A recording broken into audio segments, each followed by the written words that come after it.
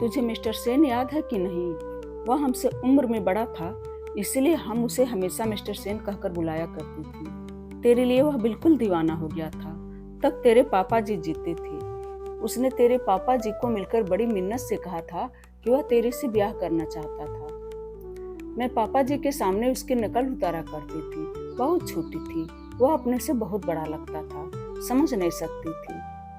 तुझे याद है कि तू हमें अपने कई सहेलियों को साथ लेकर सेन स्टूडियो में जाती थी उसे चिढ़ाने के लिए। वह बेचारा अगर थोड़ी देर के लिए भी स्टूडियो से बाहर जाता था तो दरवाजे पर लिखकर लगा जाता था कि वह इतने बजे तक बाहर रहेगा, फिर वापस आ जाएगा, और अगर कोई गैर हाजिरी में आए तो जरूर उसका इंतजार करे। इस कोई में उसकी मुराद में ही होती थी, और तू उसका इंतजार करने की जगह जब उसके आने का वक्त होता तो जानबूझकर वहां से चली जाती थी उसको चिढ़ाने के लिए।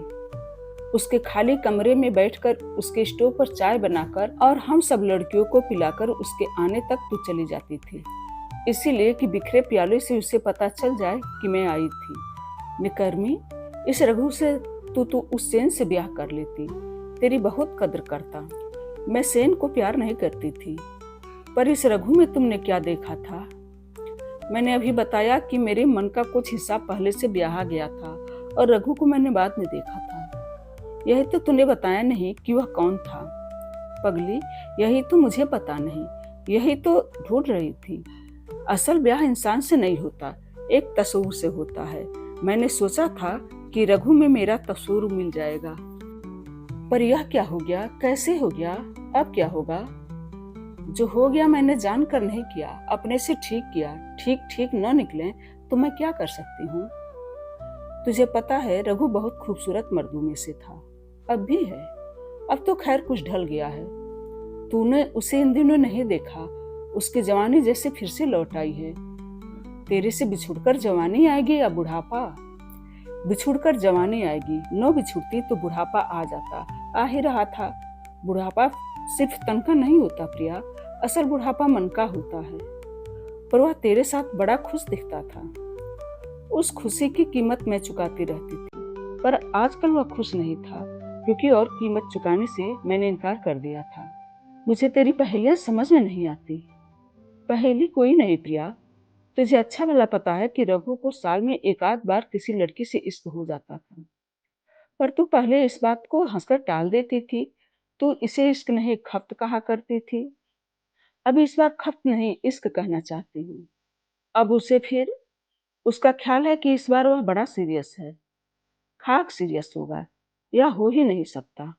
तो भी होने का मौका तो उसके पास होना चाहिए। जिस तरह वह पहले हमेशा कहता रहा है कि उसका करियर बहुत बड़ा हो सकता था, पर मेरे साथ जल्दी ब्याह करने से उसके पास हायर स्टडीज का मौका ही न रहा।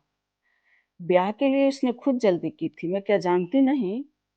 की थी, वह भी जानता है। पर ब्याह के एक घड़ी गुजरते ही वह कहने लग गया था, मुझे ब्याह करना पड़ा।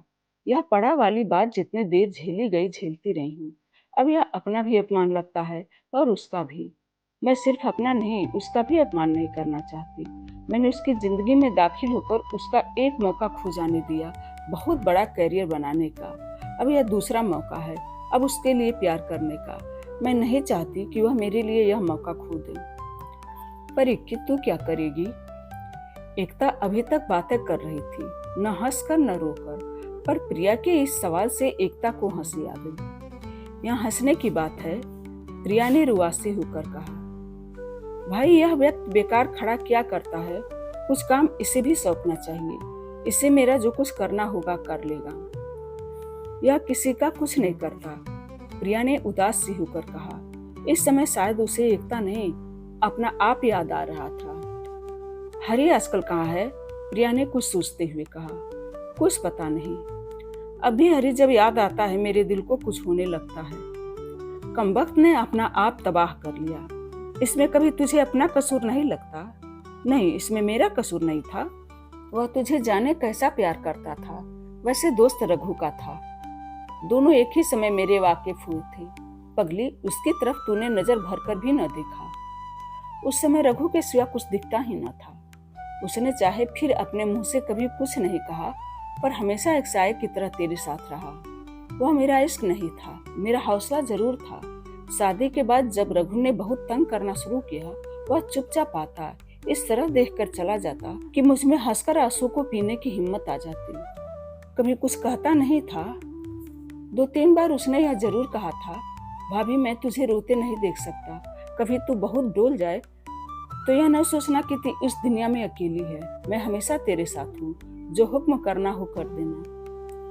जो फैसला तूने आज किया है तभी कर लेती तो तूने रघु से बिछड़ना ही था। फैसले वक्त के साथ होते हैं प्रिया, वक्त से पहले नहीं हो सकती। अब वह कहाँ है?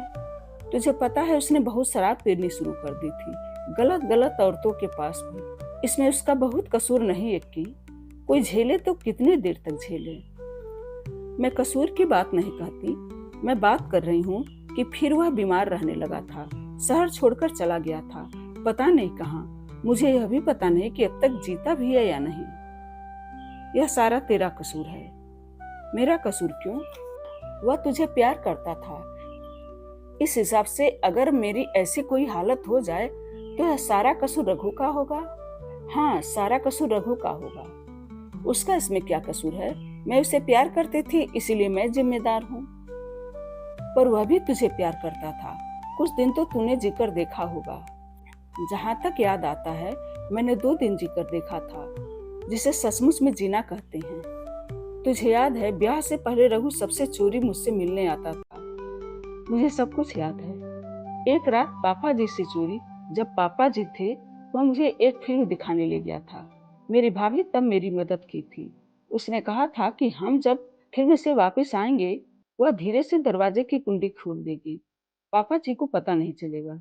मुझे याद है, तुम दोनों जब आधी रात वापस आए थे तब भाभी को इंतजार करते करते नींद आ गई थी। सुबह होने को थी जब वह घबराकर जगी थी और उसने कुंडी खोली थी। तुम दोनों सर्दी में उस रात दरवाजे के पास बैठे रहे थे। बस उस रात मैंने जी कर देखा था।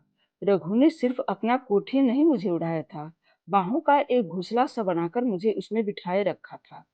और एक रात और थी, वह भी ब्याह के पहले, दिवाली की रात। पापा जी को रघु बिल्कुल पसंद नहीं था, इसीलिए वह घर में नहीं आ सकता था। मैं सारी रात घर की मुडेरी पर दिए जलाती रही और रघु घर के थोड़ी दूर सामने सड़क पर घूमता रहा।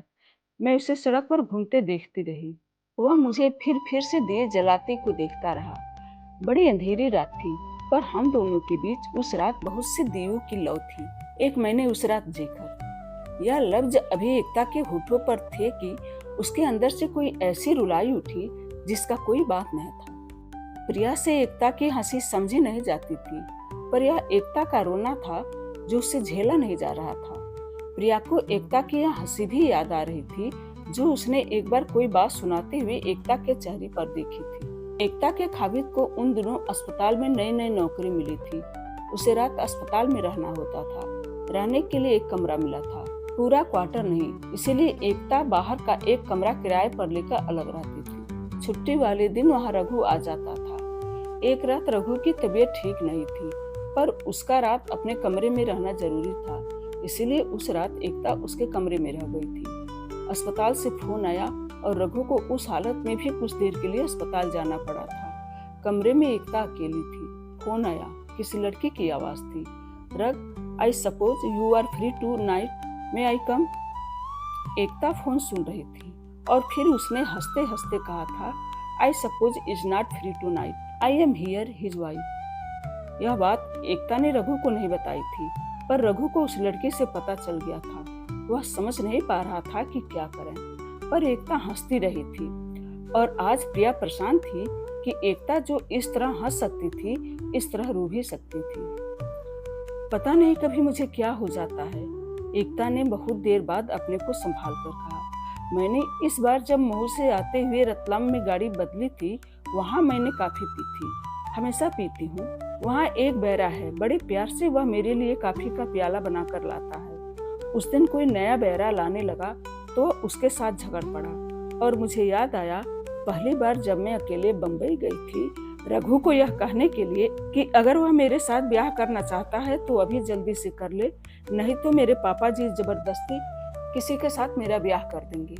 तो मैंने रतलाम में गाड़ी बदलते हुए पहली बार उस बैरे के हाथों से काफी पी थी। फिर 10 सालों में कई बार वहां से गुजरी। इस बार वह नए बैरे से कह रहा था, यह इतनी सी बच्ची थी, तब से इसे काफी का प्याला बनाकर देता आया हूँ। तू अब कौन होता है, कल का छोकरा? कई बार यह छोटी छोटी बातें बहुत बड़ी लगती हैं प्रिया। मैं बड़ी बातों को लांघ जाती हूँ। कई बार यह छोटी छोटी बातें लांघी नहीं जाती। रघु के पास रह गई थी, उस बैरे के हाथों काफी का प्याला पीकर।